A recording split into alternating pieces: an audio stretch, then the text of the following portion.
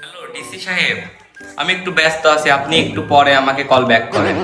সাদ্দাম ভাই, আমরা তো 500 টাকা নিয়ে আসছি। তোমাদের সব ঠিক আছে, কোনো টেনশন নাই। আচ্ছা, এই কৌড়া তেল বাড়ি যে না খেয়ে দিয়ে ঘুমাও। 7 দিনের ভিতর তোমাদের ফ্লাইট রেডি হয়ে যাবে। এই ভালো কথা, 7 দিনের মাথায় তো আমাদের ইউরোপ থাকার কথা ছিল।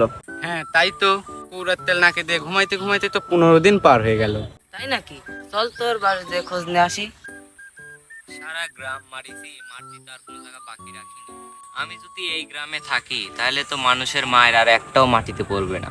তাহলে এখনই আমার এই গ্রাম ছেড়ে পালাতে হবে।